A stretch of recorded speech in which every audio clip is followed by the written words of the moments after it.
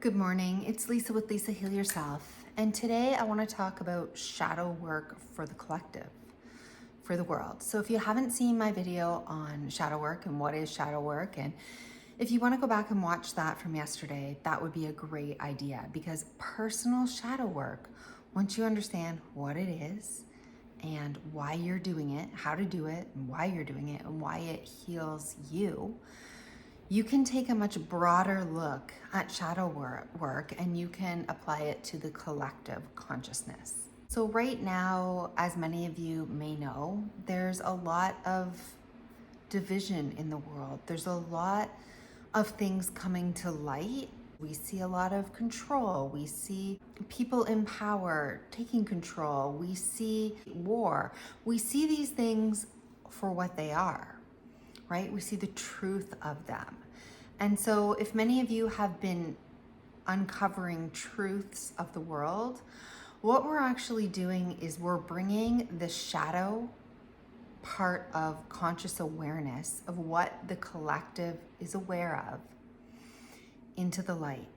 And whenever we do that, it's painful, right? Just like personal shadow work. When you bring those parts of yourself that you have denied or disowned or rejected because you fear that they are in direct opposition to your personal safety and your needs of belonging and acceptance being met here on this earth, we push those things aside. We push those aspects of ourselves that are messy and are vulnerable and are ugly and things we don't want to look at. We push them down. And when we start to bring them up, it's scary, it's painful, it hurts. We can want to resist it. We can want to rebel against these aspects of ourselves, to push them away, to push them down, to reject them, to fight against them. This is when we are in full resistance of seeing the truth of what is about ourselves. And when we're in resistance to ourselves, we keep this spiral going and we can never heal. Same with the collective. When we start to become aware of the darkness that lives in and amongst us and around us, and the history of corruption and evil and darkness, it can be very uncomfortable. And this is why so many people are still living in the matrix and they haven't woken up. They are comfortable with the status quo. They don't want to see the truth because it's uncomfortable to see the truth. It's uncomfortable to know the darkness, right? So it's easier not to look. But just because we're shining our flashlight in a dark room only on the smiling bunny rabbit in the corner doesn't mean that there's not a person bloodied with a knife in their hand on this side of the room. We're just not shining our flashlight over there to see it. And while it's true we want to hold our awareness on the things that we want, we also have to be aware of the full. When we turn on the light in that room, we want to be aware of everything that's there. We want to see it for what it is. The cute stuffed bunny rabbit and the bloodied man with the gun in his hand. We want to see everything that exists in that room. And it's only when we see everything that exists all at once, all together, all in wholeness, that then we can decide what to put our attention on. We put our attention back where we want it. We put our attention on what we want to see and we magnify more of that. But pretending we don't know that there's something in that room, that's us being in resistance to truth. And when we're in resistance to, I only see this, I hope there's nothing else bad in the room. I kind of think there might be something else in the room. I'm not really sure. We're in resistance. It's like we need to see the whole and then we focus on what we want. So when we're doing shadow work, or when right now the world is, darkness is being illuminated and it's painful to see the truth, and that's why you see half of the population waking up and half of the population still totally asleep in the matrix. But waking up isn't easy. I'm sure that many of you have struggled with waking up and not wanting to know things. And once you know them, you can't unknow them. And the rabbit hole goes deeper. And then you find out more things and the rabbit hole goes deeper. That's what it's like for personal shadow work. Once you start to know aspects of yourself, it goes deeper and deeper, right? Once we start to know what's there, know all that, the rabbit hole is vast. All of the darkness, all of the traumas, all of the things that have been hiding in the dark, the shadows, come to the light. And sometimes it can be too much to handle all at once, as we don't know what to do with the darkness. We don't like it. We don't want it. It hurts. It's horrible. It's scary. Not only that, but knowing it, talking about our fears sometimes gets our own needs not met. Sometimes we're abandoned or rejected or denied or disowned or judged or criticized by others. And that's why people might choose to stay in the matrix. They might not choose to see because they don't want to risk change, upsetting people in their life, changing relationships, being viewed, looked down on, being called names or conspiracy theorists or whatever the thing might be. They don't want that. So it's easier not to go there, right? It's easier just to stay in the construct that has been built. When we're talking about personal shadow work, that's the construct of your ego. It's what you allow to be your identity. This is basically what we call our worldview when we're talking about humanity at large. What we allow within our worldview. We know there's some bad here, but we have to focus on only this parts of the bad, but we can't see all of it. We can only see some of it. We can't know that sometimes the good guys are in the wrong, or sometimes who's, pretending to be good does not really have good intentions. Sometimes it's too much. So we only want to see, the tips of the icebergs, and we don't want to see any more. And we don't want to risk going outside the bounds of what's acceptable within the general consensus of the worldview. But as more and more people wake up and as the darkness comes to light, you can see more and more people resisting it or staying silent, being very apprehensive to believe, fearful. But what do we do in this case when we're thinking, I'm going to be looked down upon, I'm going to be judged, I'm going to be criticized, I risk abandonment, I risk all of these personal things for myself? It's the same way that we heal the world is the way we heal ourselves with the shadow. Once we're aware of it, awareness is always the first step. So being aware of what's in the darkness, being aware of the truth of what is, the truth of the darkness that we wish wasn't there, that we wish isn't happening, that we don't want to see, and allowing it to be seen, shining the flashlight of reality on everything in the room and letting it be seen for what it is. That's always the way we do this with shadow work. We become aware that we're living in a worldview or an ego construct, something that's constructed, this reality that we've constructed, this worldview that we've constructed, and we allow it to be broken. We allow the darkness to be seen. We allow the lights to be turned on. We become aware of what is, aware of the truth of what actually is. And then the next step is we feel it. We feel all the inner tension that creates, all the stress in our life that creates. We feel the worry and the shame and the guilt and the fear of rejection and abandonment, the fear of what's going to happen, the fear of not being safe, of being vulnerable, of not being accepted, of not being loved, right? Of not being physically safe. We feel those feelings. We feel them in their entirety. And that's right now, what is happening on a world scale. We are feeling this. But because people don't really understand how to heal it, when they feel it, they're rebelling against it. They're fighting it. They're in resistance to it. They're trying to stop it, right? This is what we do with our own shadow and our own darkness. We're in resistance to it. We try to stop it. We try to change it. We try to fix it. This is what we're doing on a world scale right now. We don't like it, so therefore we're having protests and we're rebelling and we're fighting and we're blaming and we're pointing fingers and we're hateful, and all of these feelings are coming up as people are in resistance to the truth of what is, of this darkness that they now see. And they desperately want to change and fix it. But as you know, with personal shadow work, you cannot try to change it or fix yourself. The answer is to feel it, to feel all the uncomfortable feelings, to see it for what is, to let it be there, and to love yourself anyway, to love the world anyway, to believe in goodness anyway. So I'm not saying don't do anything if there's a bad situation and something needs to be done about it. But when we sit in resistance to what is and we try to fix and change or deny or disown or rebel against something that is, we can never fix it. We can never heal it.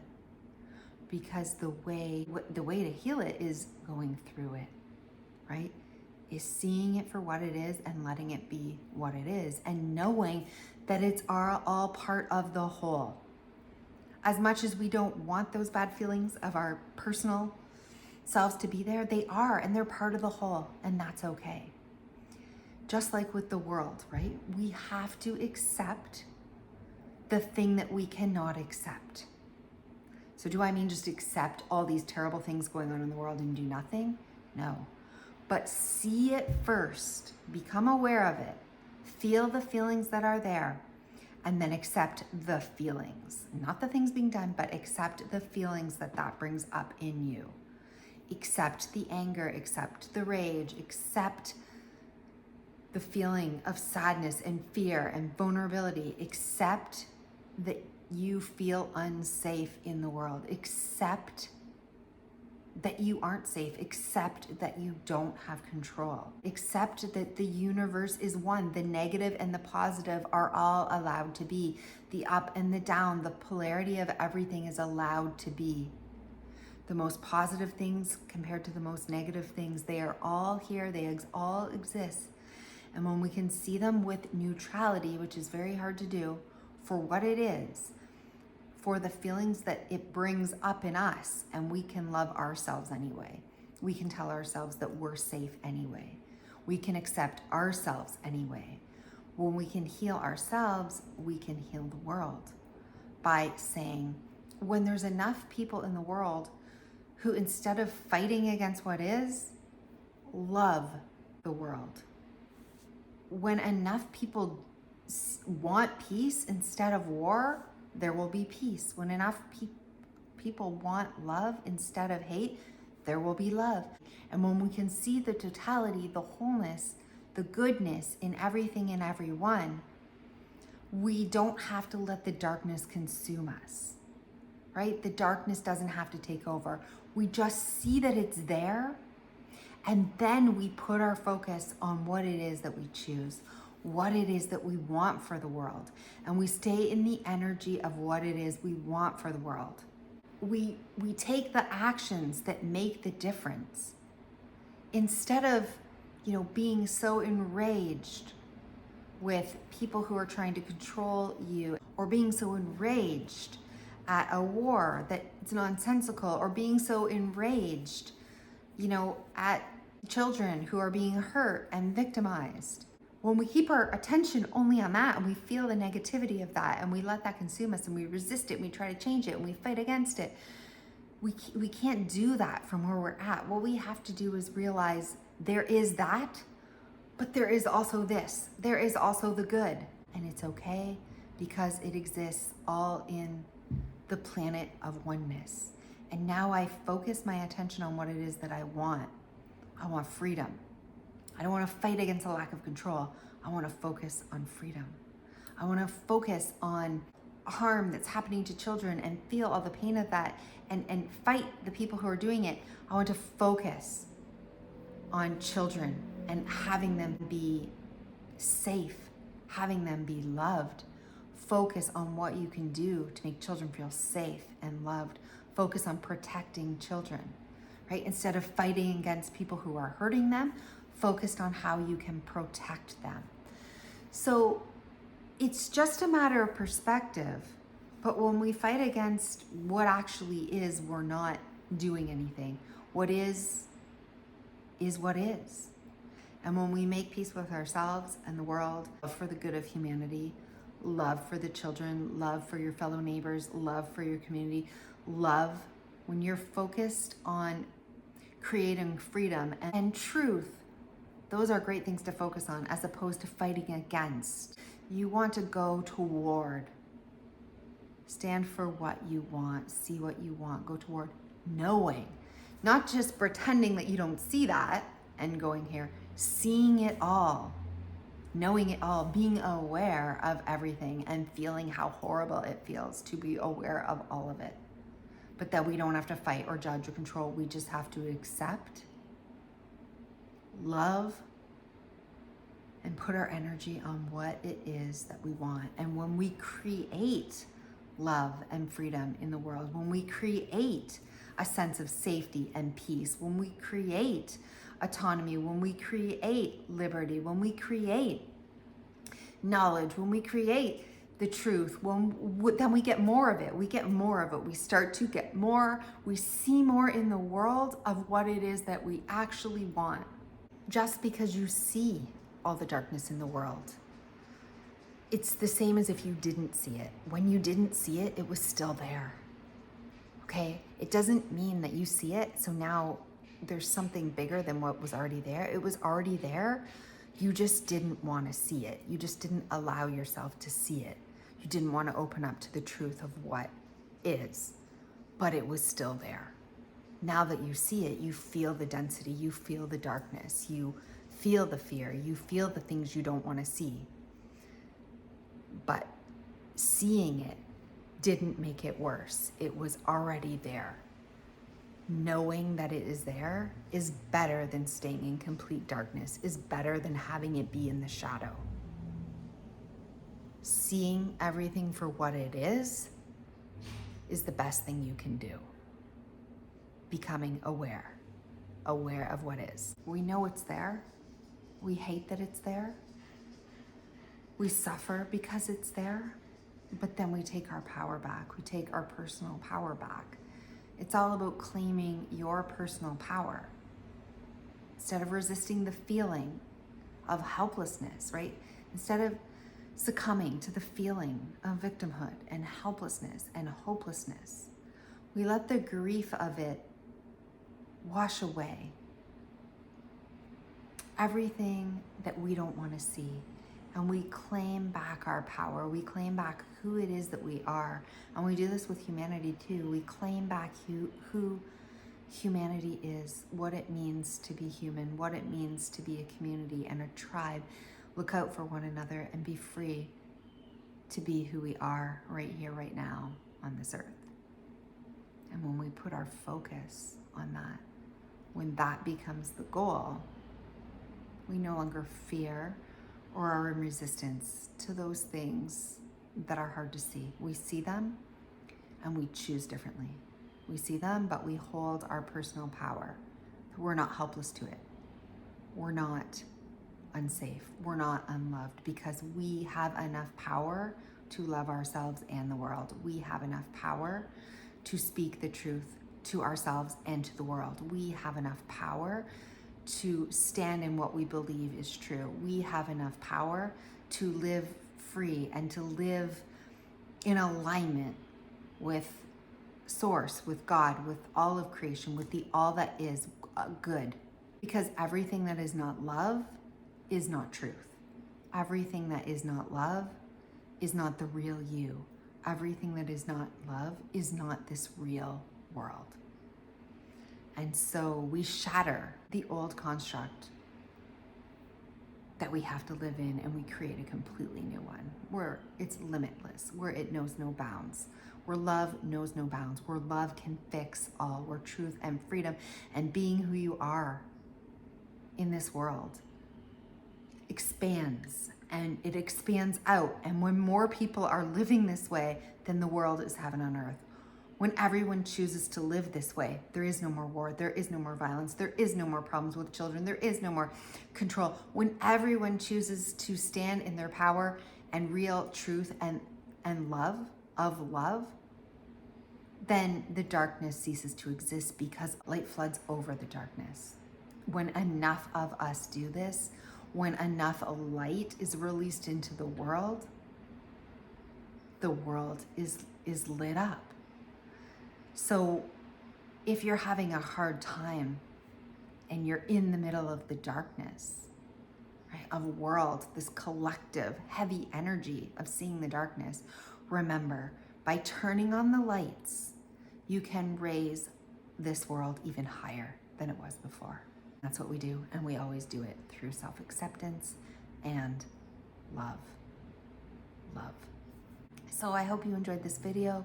This is just another perspective on shadow work, on why the collective is so dense and dark right now, and how we can together shine light into the world, shine love into the world, and bring back the power of what was meant to be, the all is one, the source consciousness of the world, the light all over the world, and the love. And that's what we're going for. World peace, world oneness, the law of one. We are all one. And when everyone starts to live and believe that we are all one and treats everyone else the way they want to be treated, right?